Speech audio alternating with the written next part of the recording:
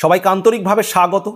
এই মুহূর্তের সবচেয়ে বড় খবর, আজ বৃহস্পতিবার সকাল 10:30টার সময় সুপ্রিম কোর্ট রায় ঘোষণা করেছে 26,000 চাকরি বাতিল মামলার, এবং 26,000 চাকরি বাতিল মামলায় পুরো প্যানেল বাতিল হয়ে গেল। পুরো নিয়োগ প্রক্রিয়া 2016 সালের নিয়োগ প্রক্রিয়ার মাধ্যমে 25,753 জনের যে চাকরি হয়েছিল, পুরো প্যানেল বাতিল হয়ে গেল, অর্থাৎ সবার চাকরি চলে গেল। আমার প্রশ্ন, এই চাকরি বাতিল, পুরো প্যানেল বাতিল হওয়ার জন্য দায়ী কে, কারা, কেন আজকে পুরো প্যানেল বাতিল হয়ে গেল? সুপ্রিম কোর্ট বারবার বলেছিল যে আপনারা যোগ্য অযোগ্যর তালিকা দিন, তথ্য প্রমাণ সহ। কেন এসএসসি যোগ্য অযোগ্যর তালিকা দিল না? সুপ্রিম কোর্টের প্রধান বিচারপতির বেঞ্চ বারবার সতর্ক করেছে যে আপনারা যোগ্য অযোগ্যর তালিকা তথ্য প্রমাণ সহ দিন। সুপ্রিম কোর্টের প্রধান বিচারপতি সঞ্জীব খান্না মহাশয় এবং বিচারপতি সঞ্জয় কুমারের বেঞ্চ তারা বারবার বলেছে যে আপনারা তথ্য প্রমাণ সহ যোগ্য অযোগ্য তালিকা দিন। কিন্তু এসএসসি এক এক রকম কথা বলেছে। কখনো বলেছে যোগ্য অযোগ্য তালিকা দিতে পারবে, কখনো বলেছে যোগ্য অযোগ্য তালিকা দিতে পারবে না। আপনারা এই 25,753 জন ছেলেমেয়ের ভবিষ্যৎ নিয়ে খেললেন না তো? এর দায় কি এসএসসি এড়িয়ে যেতে পারে? আজকে সুপ্রিম কোর্ট তারপরেও একটা দিক বলেছে যে 3 মাসের মধ্যে নতুন করে নিয়োগ প্রক্রিয়া শুরু করতে হবে। কিন্তু এই 3 মাসের মধ্যে নিয়োগ প্রক্রিয়ায় যারা অলরেডি র্যাঙ্ক জাম্প করে চাকরি পেয়েছে এটা প্রমাণিত, যারা সাদা খাতা জমা দিয়ে চাকরি পেয়েছে এটা প্রমাণিত, বা যারা দুর্নীতি করে চাকরি পেয়েছে প্রমাণিত, তারা কিন্তু এই যে 3 মাস পরে যে নিয়োগ প্রক্রিয়া, তারা এখানে বসতে পারবেন না। বসতে পারবেন কারা? যাদের এটা প্রমাণ হয়নি আর কি, সেইভাবে যারা র্যাঙ্ক জাম্প করে সাদা খাতা দিয়ে পেয়েছে তারা সবাই বসতে পারবে। কিন্তু প্রশ্ন হলো, তাহলে তাদের চাকরি বাতিল হলো কেন? কারণ যোগ্য এবং অযোগ্য বাছাই করা যাদের দায়িত্ব সেই এসএসসি, তারা যোগ্য অযোগ্য বাছাইয়ের কোনো সঠিক ভূমিকা নেয়নি, সঠিক উদ্যোগ নেয়নি।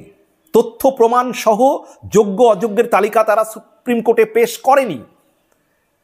হাইকোর্ট যোগ্য অযোগ্যর তথ্য প্রমাণ না পাওয়ার জন্য, তারা বলেছিল যে তারা যোগ্য অযোগ্য না পাওয়ার জন্য হাইকোর্ট পুরো প্যানেল বাতিল করে দিচ্ছে। 2024 সালে যখন হাইকোর্ট পুরো নিয়োগ প্রক্রিয়া বাতিল করেছিল, 2024 সালের 22শে এপ্রিল, তাদের রায়ে কিন্তু বলেছিল যে 2016 সালে যে নিয়োগ প্রক্রিয়া বাতিল করা হলো, সেই বাতিল করার জন্য কলকাতা হাইকোর্টের বিচারপতি দেবাংশু বসাক এবং বিচারপতি মোহাম্মদ সব্বর রশিদের বেঞ্চ, বিচারপতি দেবাংশু বসাক এবং বিচারপতি মোহাম্মদ সব্বর রশিদের বেঞ্চ, তারা 2024 সালের 22শে এপ্রিল তাদের রায়ে পরিষ্কার বলেছিল যে 2016 সালের নিয়োগ প্রক্রিয়া বাতিল করতে, পুরো নিয়োগ প্রক্রিয়া বাতিল করতে হলো কারণ যোগ্য অযোগ্য আলাদা করা গেল না বলে। তাহলে যোগ্য অযোগ্য আলাদা করতে না পারার জন্য তারা পুরো প্যানেল বাতিল করেছিলেন হাইকোর্টের বিচারপতি। তাহলে হাইকোর্টের বিচারপতিরা যখন বাতিল করেছিলেন, তখন এসএসসি, শিক্ষা দপ্তর, মধ্যশিক্ষা পর্ষদ তড়িঘড়ি করে আপনারা সুপ্রিম কোর্টে গেলেন। তাহলে সুপ্রিম কোর্টে যখন গেলেন তখন তো বুঝতেই পারলেন যে একবার এখানে পুরো প্যানেল বাতিল হয়েছে হাইকোর্টে। তাহলে সুপ্রিম কোর্টও আবার বারবার বলছে যে আপনারা যোগ্য অযোগ্য তালিকা দিন, যোগ্য অযোগ্য তালিকা দিন, তথ্য প্রমাণ সহ যোগ্য অযোগ্য তালিকা দিন। কিন্তু এসএসসি আপনারা যোগ্য অযোগ্য তালিকা দিলেন না। বাধ্য হয়ে সুপ্রিম কোর্টের প্রধান বিচারপতি সঞ্জীব খান্না মহাশয় এবং বিচারপতি সঞ্জয় কুমারের বেঞ্চ আবার পুরো প্যানেল বাতিল করে দিলেন এবং 3 মাসের মধ্যে নতুন করে নিয়োগ প্রক্রিয়া শুরু করতে বললেন। এবং যারা আর কি 2016 সালের এসএসসির মাধ্যমে মানে স্কুলের চাকরিতে যোগদান করেছিলেন, যদি কেউ দেখা যাচ্ছে অন্য কোনো চাকরি করতেন, হয়তো অন্য কোনো জায়গায় সরকারি চাকরি করতেন, সেটা ছেড়ে এই 16 সালের নিয়োগ প্রক্রিয়ার মাধ্যমে চাকরিতে এসেছিলেন, তারা চাইলে আবার সেখানে ফিরে যেতে পারবেন, পুরনো কর্মসংস্থানে তারা আবার ফিরে যেতে পারবেন। এ দিকটিও সুপ্রিম কোর্ট উল্লেখ করেছেন। কিন্তু প্রশ্ন হলো, বারবার বলা সত্ত্বেও সুপ্রিম কোর্ট এসএসসি কেন যোগ্য অযোগ্য তালিকা দিল না? আজকে যোগ্য যারা, যতজন যোগ্য ছিলেন, তাদের চাকরি যে চলে গেল, এর দায় কে নেবে? এই যোগ্য ছেলে মেয়েদের ভবিষ্যৎটাকে যে অন্ধকার জায়গায় চলে গেল, এটা কে দেখবে, কারা দেখবে, কাদের জন্য এটা হলো, কে এর জন্য দায়ী? এসএসসি কি দায় এড়াতে পারে? কেন এসএসসির কাছে সঠিক তথ্য প্রমাণ থাকবে না? কেন তারা তথ্য প্রমাণ পেশ করলো না? আজকে 25,753 জন চাকরি গেল। অযোগ্য যারা, তাদের চাকরি যাবে, এটাই স্বাভাবিক। যারা র্যাঙ্ক জাম্প করে চাকরি পেয়েছে, যারা সাদা খাতা জমা দিয়ে চাকরি পেয়েছে, যারা দুর্নীতি করে চাকরি পেয়েছে, তাদের চাকরি যাওয়া এটা সঠিক। কিন্তু যারা যোগ্যতার ভিত্তিতে মাথার ঘায়ে পায়ে ফেলে পড়াশোনা করে মেধার বলে রাত দিন পরিশ্রম করে যারা চাকরি পেয়েছে, তাদের কি হলো? আজকে তাদেরকেও চাকরি থেকে বাতিল হতে হলো। তার কারণ কি? কারণ যোগ্য এবং অযোগ্য বাছাই করা গেল না। এই বাছাই করার দায়িত্ব কার ছিল? এসএসসির না? তাহলে এসএসসি আজকে তাদের দায় এবং দায়িত্ব কিভাবে এড়াবে?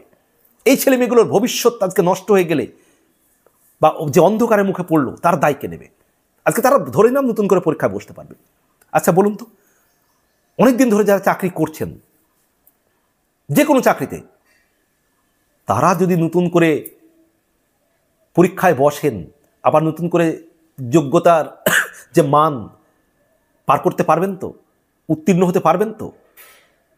এখন কোর্টের সামনে তো উপায় নেই। কোর্টকে এটা তাদের সুযোগ দিয়েছে, এটা কোর্টের দিক থেকে সঠিক কাজ।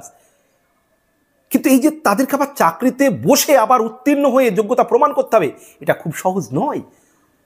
কারণ 16 সালের নিয়োগ প্রক্রিয়ার মাধ্যমে যারা চাকরি পেয়েছেন, আজকে 2025 সাল, এতদিন পরে আবার তাদের যোগ্যতা প্রমাণ করা, এটা কাদের জন্য হলো? কার জন্য হলো? এসএসসির কি বোঝা উচিত নয়? ভাবা উচিত নয়?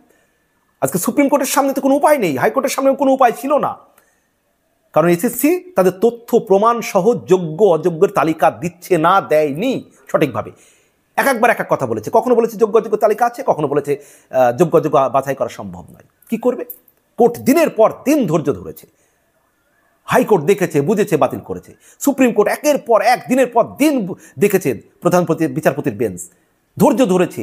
এই যোগ্য চাকরিজীবীদের বাঁচানোর আপ্রাণ চেষ্টা করেছে সুপ্রিম কোর্ট, আপ্রাণ চেষ্টা করেছে। কিন্তু কোনোভাবে এই যোগ্য অযোগ্যর তালিকা তাদের কাছে পেশ করা হলো না। কেন হলো না? এই যোগ্য ছেলেমেয়েদের চাকরি যাওয়ার জন্য দায় কার? কাদের জন্য এই ছেলেমেয়েগুলোর ভবিষ্যৎগুলো নষ্ট হয়ে গেল?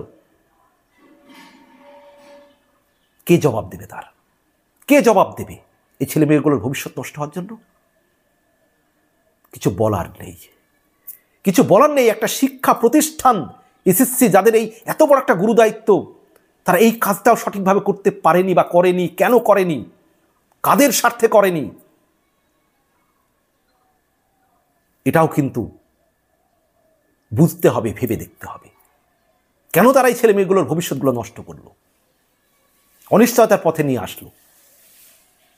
সম্মানিত দর্শক, এ বিষয়ে আপনাদের কি মন্তব্য রয়েছে? অবশ্যই জানাবেন। ভালো থাকবেন, সবার জন্য শুভকামনা।